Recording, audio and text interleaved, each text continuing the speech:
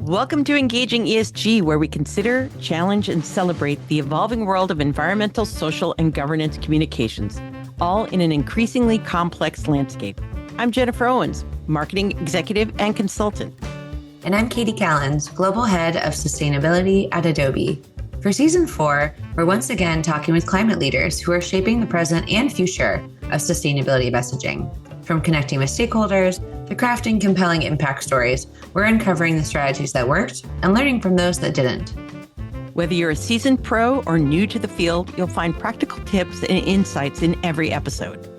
And whether you're working on your first sustainability report or reimagining your organization's climate narrative, these conversations will help you navigate the complexities of ESG communications. Let's get started.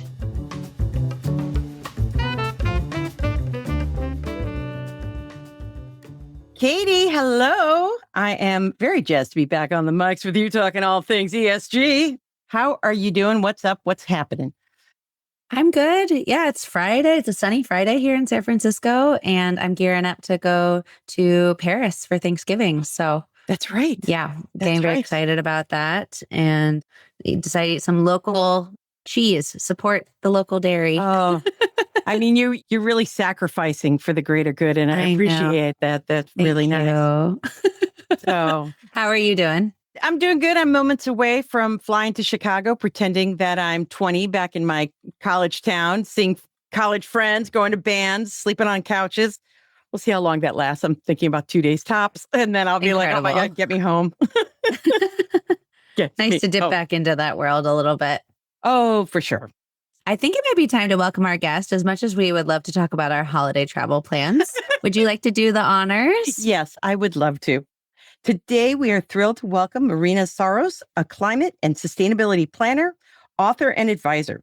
She currently serves as senior fellow at the Atlantic Council, where she provides thought leadership on the use of emerging technologies, such as digital twins. Have no idea what that phrase means, but I can't wait to hear about it. Virtual reality and video games for sustainability. And as the mother of 2 gamers, totally in for this topic. She has built nature and climate action programs across the private, public, and nonprofit sectors, including as head of sustainability for Unity Technologies, which we were always dealing with Unity in our house, and as a program director at NOAA.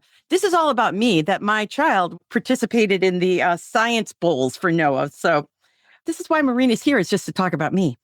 She is also the author of The Atlas of Disappearing Places, Our Coasts and Oceans in the Climate Crisis, and co-creator of Worlding, a community of practice for climate tech futurists. Marina, welcome to ESG, and I'm so sorry. No, how are you doing? I am amazing. I want to hang out with your son. That sounds like we could play video games and like nerd out about sea stars. Right. And then my daughter's a gamer too. She always reminds me, and nice. So it's men and women for the gamer community. Oh, absolutely. Actually, my girl is the one who's into first-person shooters. It's my son who's into the more like big EverQuest style open world games. So there you go. You get what you get. Katie, are you a gamer? No. I'm like, I support play and games as a concept, but I think my favorite game is like making a new playlist on Spotify.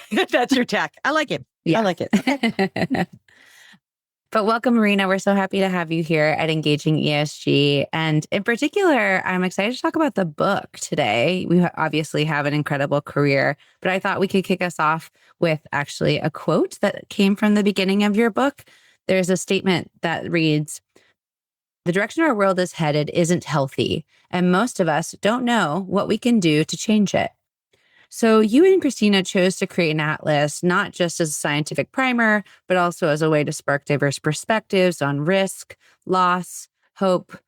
Can you talk a little bit about the deliberate choice to lead with emotion and storytelling rather than data, and what you think makes this approach effective for climate communications? Yeah. So when I was at NOAA, I had spent years standing in front of scared homeowners and local government officials who were trying to explain climate risks, and nobody wanted to hear it. They had less than zero desire to learn about the scary impacts that were about to happen and the problems they were about to have getting insurance and the sort of world that we're living in now. And a lot of my job at that time was trying to figure out how to have those big, scary conversations in ways that felt better for people and that would invite them in more. And part of that was about meeting people where they were emotionally and also where they were knowledge wise. I think a problem that occurs in a lot of the environment community is that all environmentalists want to turn everyone else into experts in whatever it is they're an expert in. So a coastal geomorphologist often can't help themselves and want to turn everyone else into experts in coastal geomorphology. But most other people don't want to be experts in that. They want to focus on whatever's going on in their life. And so by being able to look at what's important to people, meet them where they are emotionally, and engage in ways that are actually interesting to them, we thought it might be a better entree into the topic than what was happening at that time when we started writing this, which was a lot of experts trying to make everyone else experts in things that they absolutely did not want to become experts in. That is so true. Because having come up as a reporter, I'm the first person who's like, oh, no, I have the answer. I talked to someone who, reporters do want to become the experts that know just enough to be dangerous and to tell the stories. So, yeah.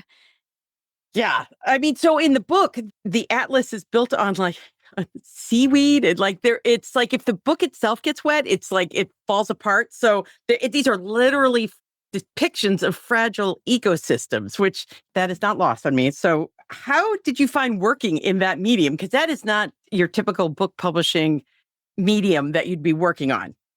No, well, at that time that we were starting the writing and the research, I was in the middle of doing some grieving around some personal losses I had. And at that same time, the climate impacts were starting to be felt. Like we were starting to see mass bleaching events and coral ecosystems. And that was around the time of the hurricanes Harvey and Maria. And so there was this new impending feeling of, I don't know if this is a clean podcast or not, but like an OS kind of moment.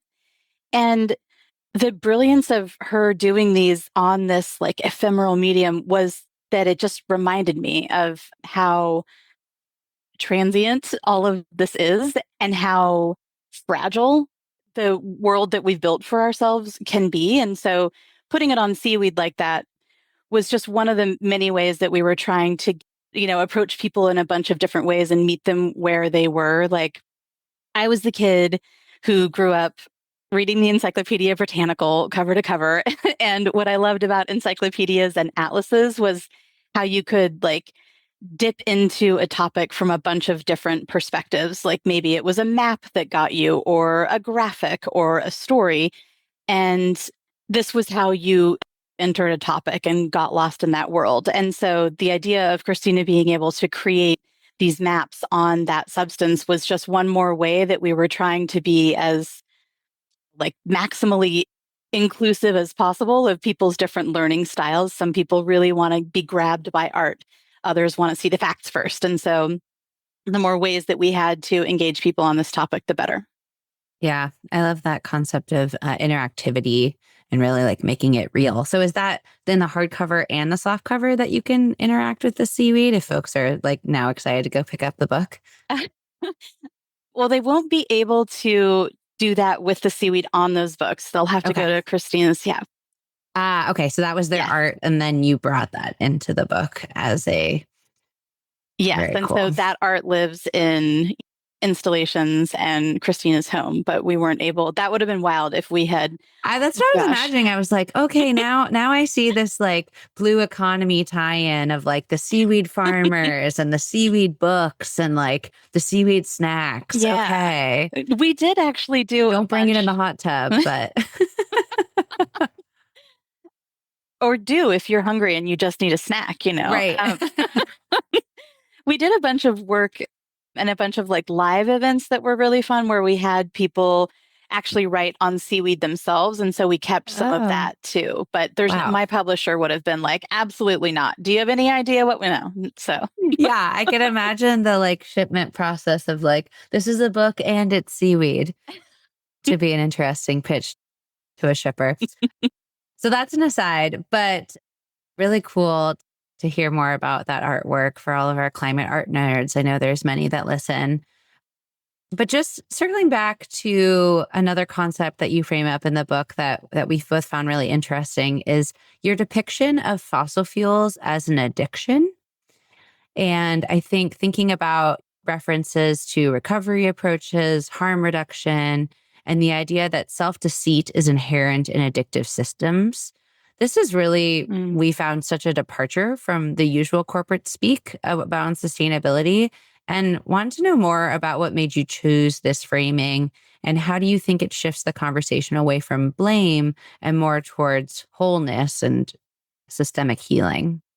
Yeah, thank you for that question. It's one of my favorites. When I was researching the Atlas, I came across the work of a woman named Maya Salovitz. She's part of the modern addiction science world, I'd say. And she writes about addiction with such compassion. She reframes addiction as basically immature tools for self-care. So what we do to cope when we don't have like healthier strategies.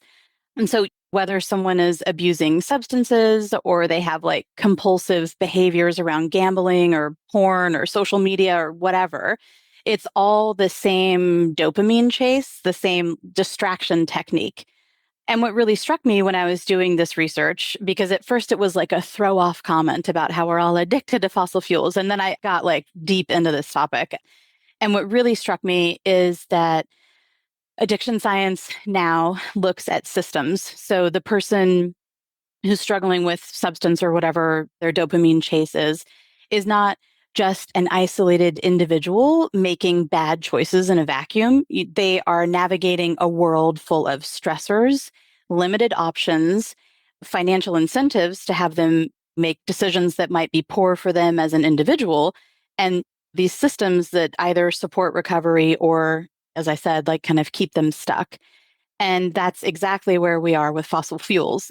Well, most of us are not evil people making evil choices. We're stuck in systems that were built on cheap energy, convenience culture, and a century of infrastructure that's been designed around oil and gas and that got us where we are now. That was the best we had.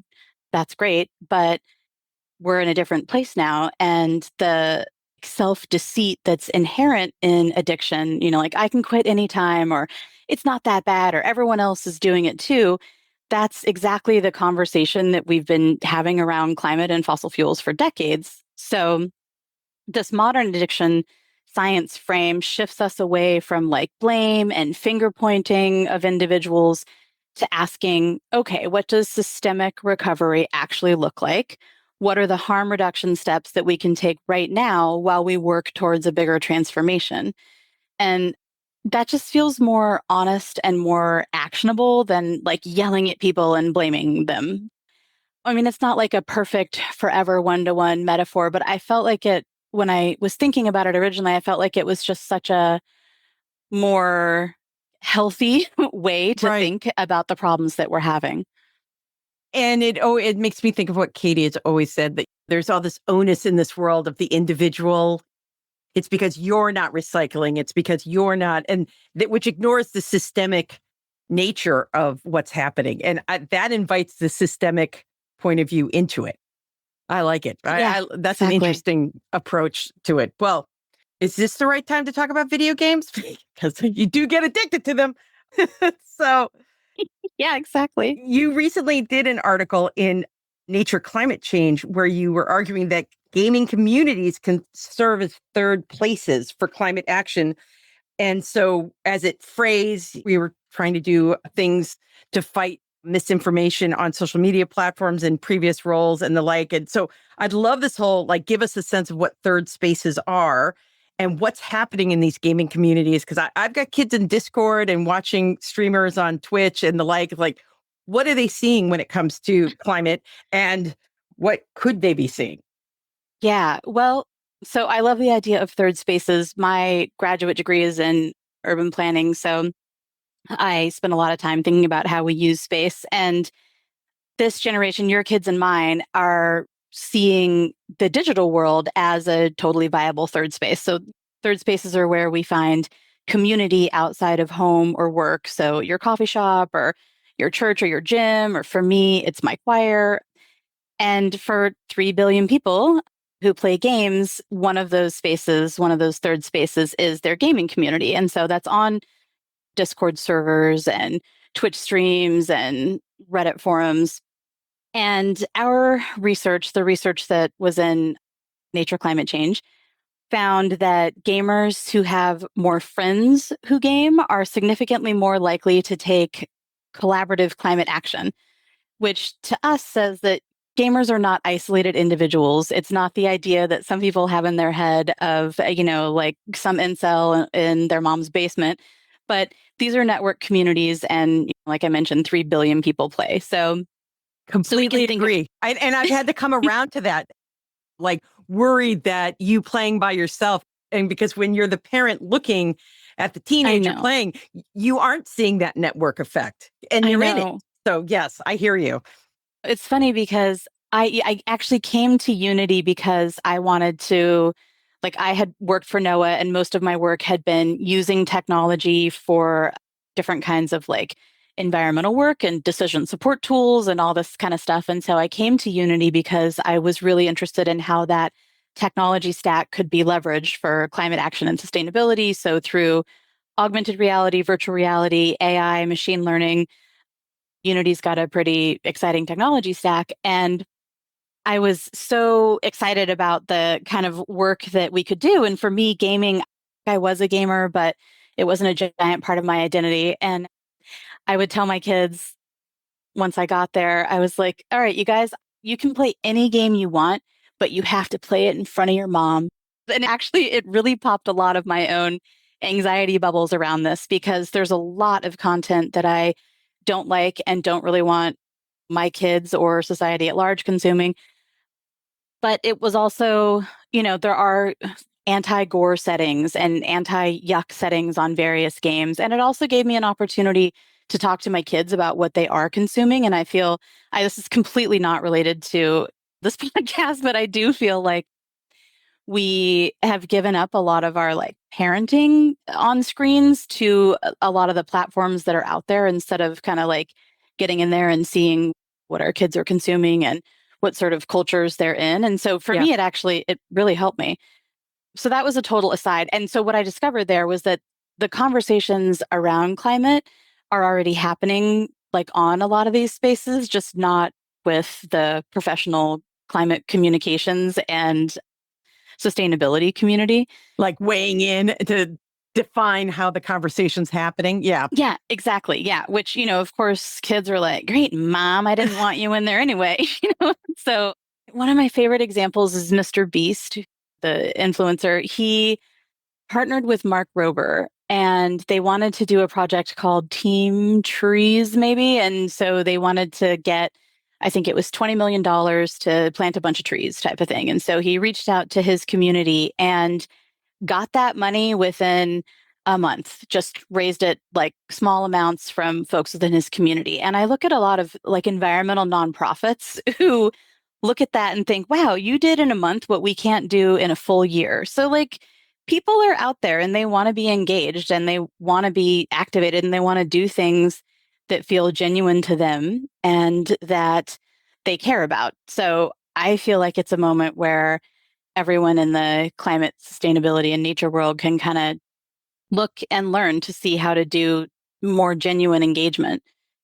And then the flip side of that, though, is that I think about the influencers who are doing this influencing and I put my like NOAA science hat back on and I get really worried. Like influencers now have more trust than reporters and sometimes even scientists. And having lived in both worlds, in gaming and in science, I just think that probably the best thing that we can do is make sure that influencers actually have accurate, credible information, since they're going to be out there speaking with their audience members anyway. It would probably be best if we figure out how to be at the table, not lecturing, shaming, or like, as my children say, momsplaining, but rather equipping them with the kind of information that will serve them in communicating with their audiences.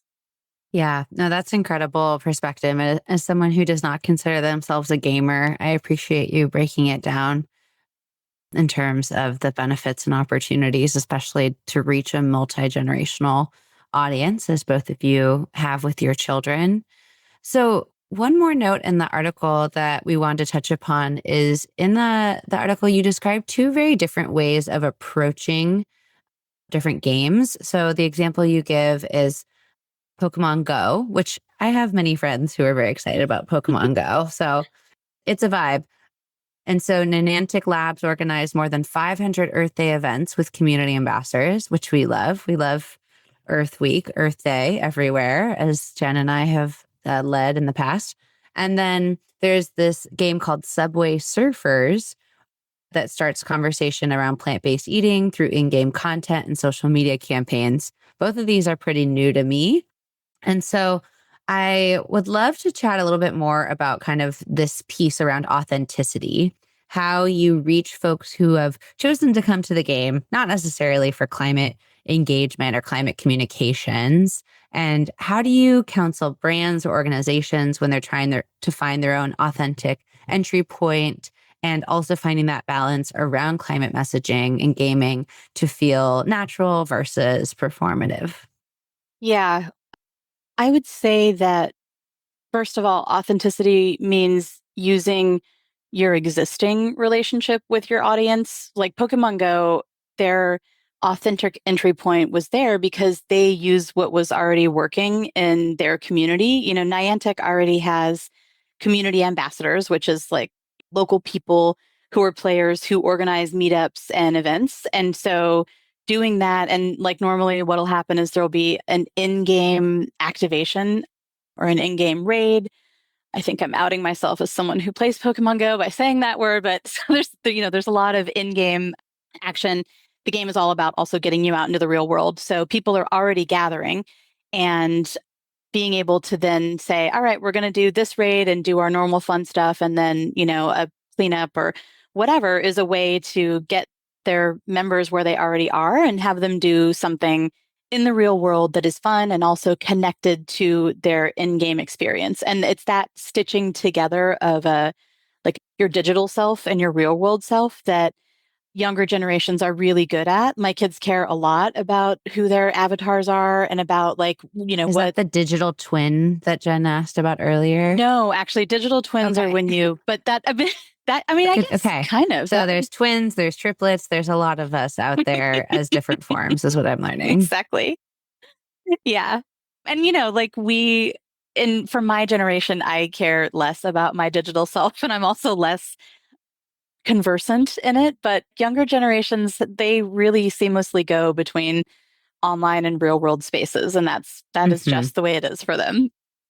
And so Niantic found a way to authentically do what their community was already doing, which is stitching those two things together.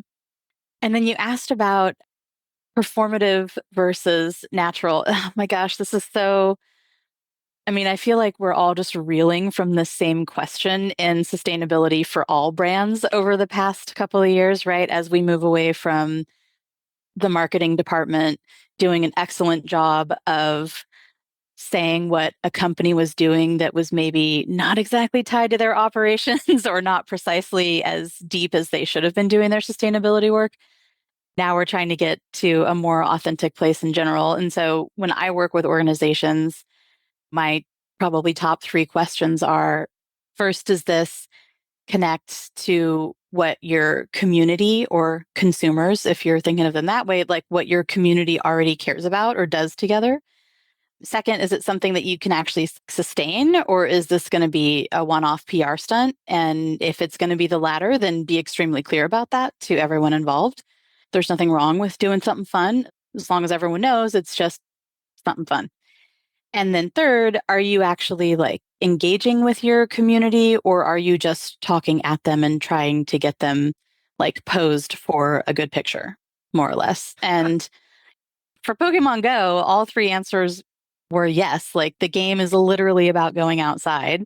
The community structure was already there, and they've been doing those events for years now. Well, and so on the flip side of that, of like the climate comms folks, the ESG folks, are they looking at these spaces a lot? Is there a big opportunity to look at this? Because I suspect, I'm already going to show my bias, that there are people my age and the like who look at games as just like that we all think it's one guy playing a game on their couch and not seeing the whole third space network that is there. Am I wrong, I guess? Are they seeing this as a opportunity to amplify these messages? So I think there's a core group of gaming insiders, so game developers and folks who come from gaming who had their aha moment on climate, who are now trying to do really cool stuff in games. One of those that I get very excited about is how to show the kind of futures that we want to build. So in so many games and in so many films too, when we think about the future, it's always this like dystopian hellscape, right? We never have, I mean, there's a little bit in solar punk that's more positive than that, but a lot of the narratives that we see about the future are dystopian. It's collapse that of society. Disco Elysium, my son loves. I mean, everyone loves that game, but that is the most dystopian.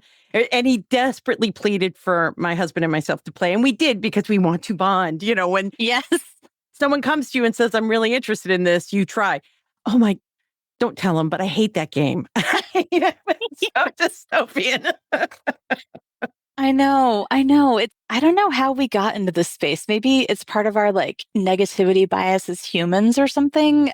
And the fact that, fear drives sales, drives headlines. But I see that too. And I'm like, oh, can we just see a world that we actually want to live in? And I actually spoke about this earlier this year at the Hollywood Climate Summit because there's a lot of work going on in big screen too, and even in sports. So I feel like all of the major pillars of entertainment are at this moment where they're like, wait, look, we have these huge communities, and someone in an organization will care a lot about climate change. And so they want to figure out how they can use whatever their entertainment medium is, games, sports, whatever, to actually like drive thought and action and engagement on climate. And I'm so excited about seeing this pop up in these different spaces of entertainment. It's really, I think it's over the next couple of years, we'll see a lot more and hopefully some really positive engagement tactics where we show people what a better vision of the future is and then actually give them ways to help create that world through those vehicles of entertainment that they love. So I just went off on a complete tangent. I'm not even sure if I answered the original question, but I don't see a lot yet of climate communicators in there. And maybe it's because, Jen, they're also not thinking of gamers as a kind of audience that you would want to. Cohesive audience. Yeah. Yeah. Yeah. And I guess, I mean, 3 billion people play games. They're not all playing the same game. So it kind of gets back into the authenticity of thinking of, what a given title does and where their specific opportunities might be in either creating change in the minds of their players or in the behaviors of their players. Yeah. Perfect. Well, thank you so much for all of those downloads of information across many different industries. I feel like I've already learned a lot this episode, which is great. So we're going to close the conversation with a couple of questions we like to ask all of our guests. And the first one is, how are you taking care of yourself? How are you sustaining the sustainability professional these days? Oh, gosh. That is. And it's always Or the hardest aspirational. question. Yeah. Yeah. Like many people, not well enough. Well, And it doesn't have to be climate stuff. I'm reading a biography right now that is totally sustaining me right now. So, yeah. And it has nothing to do with climate. Oh, that's a great idea. I have been doing, so I said I'm in a choir. That is so fun to just That create, is. music with other people. That's probably one of the, and it's a non-auditioned choir. We're all adults and we don't talk about our professional lives, which is super fun. You just kind of go in there and all you really care about is whether or not you're hitting that B flat, which is a terrible note to have to hit anyway, so we're all trauma bonding about our music. So that's one thing I'm doing. That's great. And is there any music that you're particularly loving these days to stay on the music theme? Oh, gosh. There's a new Wicked movie out. So I know a lot of people are singing Oh, Wicked, but that's yeah. a divisive topic. So we don't have to touch it if you don't want to. I do love Wicked, actually. I'm extremely excited about going. Actually, the other thing I've been doing. So this past year, I was trying to think about what I wanted my next big creative project to be. Like, did I want to write another book or make another game or whatever? And so I started talking to people whose work I really admire, like painters and musicians and stuff, and about like their process and how they got started and what they were doing. And I wound up at some point, I was like, you know what? I bet other people would find these conversations interesting too. So I started recording them. And that has been such a joy for me to talk to artists and creatives from all disciplines about what they're doing specifically for either through their art to protect like the spaces and the species that they love. So I talked to this amazing woman who's a synesthesia artist who paints the soundscapes of endangered species. That was amazing. Yeah, I know. It was so Wow. cool. Yeah. And so that's been really fun and really sustaining for me. There was actually, you guys may have seen it because you were at Climate Week. This one woman did a live storytelling event called Secrets and Lives, New York City. And it was so cool. We're going to bring it to San Francisco for Climate Week. Oh, Yeah. incredible. So it's like nature secrets. Yes. And I found it because I was like looking at the Climate Week, list of activities. And I was like, I've got to find a way to get out of like one of these networking things. And what is something different? And it's just like soul singing that I could do. So Hmm. yeah, a lot of play, I would say. That's what I'm That's doing awesome. to sustain myself. Yeah. That's awesome. Well, thank you so much, Marina, for joining us here on season 4 of Engaging ESG. I've learned so much, and I feel like there's been so many great seeds of thought planted. Maybe I'll try gaming in 2026. This is your new thing. That's part of your passion portfolio, Yes. Katie. Who knows? But definitely, if there's like sustainability nerd storylines, definitely more excited about that and really excited for folks to deep dive into your book. And is there anything else that you want us to be promoting as we end the episode here? I mean, if anyone is interested in listening to these amazing stories of all these artists and creators, I would be happy to share a link. The podcast is called Earthworks, and it'll be launching as soon as I find the time to hit publish. So We know that. We know all about that. Well, good luck with that. And we'll include a link in the show notes, and that'll be wonderful. Great. Thank you so much for having me. Thank you for joining us on Engaging ESG. Have a question for us to consider or a strategy you'd like us to cover? Email us today at engagingesg@gmail.com. Please remember to rate, review, and subscribe to Engaging ESG today. It helps us grow, and even better, be sure to share the podcast with your favorite sustainability, diversity, or social impact colleague. And until next time, keep engaging.